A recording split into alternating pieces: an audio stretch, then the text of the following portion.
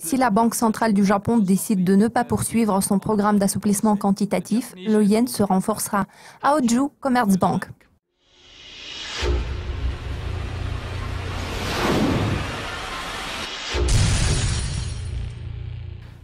Ce mercredi, nous avons découvert les indicateurs économiques avancés du Japon. Ces données vont-elles avoir une quelconque incidence sur la paire euro-yen dans un intervalle d'un mois? Je pense que les indicateurs économiques avancés auront moins d'impact sur cette paire de devises que la réunion de la Banque centrale européenne ce jeudi et puis la réunion de la Banque du Japon qui est programmée la semaine prochaine. Il est à noter que les participants au marché n'envisagent pas de nouvelles mesures de relance du côté de la Banque centrale européenne dans l'immédiat. En revanche, la Banque du Japon semble être réfractaire à l'idée de recourir à davantage d'assouplissement quantitatif.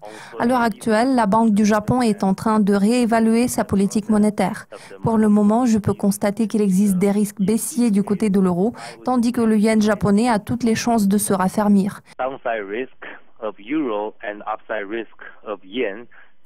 Il en découle que l'euro doit se déprécier contre le yen dans les semaines à venir. Au vu de l'intention de la Grande-Bretagne de quitter l'UE, le Japon a menacé de supprimer des milliers de postes au Royaume-Uni. Si cette menace se matérialise, qu'est-ce que cela signifie pour la paire euro-yen dans les prochains mois ? À mon avis, cette démarche ne devrait pas se refléter sur la paire de devises en question à court terme. En général, les analystes sont nombreux à penser que l'euro et le yen sont relativement à l'abri de l'impact du Brexit. Je peux constater que les craintes se sont quelque peu apaisées. Pour le moment, il est peu probable que la sortie de la Grande-Bretagne de l'Union européenne puisse exercer une incidence immédiate sur les marchés financiers. Le Brexit n'est pas une préoccupation majeure pour les marchés en ce moment, donc je ne prévois pas d'impact immédiat sur la paire euro-yen. L'efficacité de la politique économique connue sous le nom d'Abenomics provoque beaucoup de questions. Comment peut-on espérer que le yen se déprécie vu l'incertitude généralisée à l'échelle mondiale et l'augmentation globale de la demande pour les valeurs refuges? Dans les circonstances données, je trouve que ce n'est pas la demande pour les valeurs refuges qui façonne les perspectives du yen japonais. Maintenant, la question qui se pose est de savoir si la Banque centrale japonaise va poursuivre son programme d'assouplissement quantitatif. Il convient de noter que de nombreuses mesures de relance ont déjà été mises en œuvre dans le but de stimuler l'économie. En règle générale, la demande pour les valeurs refuges est assez élevée.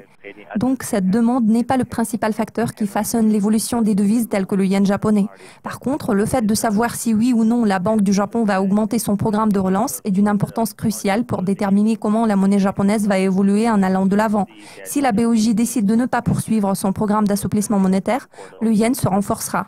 À Hoju, merci beaucoup pour votre participation. Cela conclut cette édition des prévisions financières dédiées à la paire euro-yen. Restez à l'affût de nos mises à jour régulières pour être au courant de tout ce qui se passe dans le monde de la finance.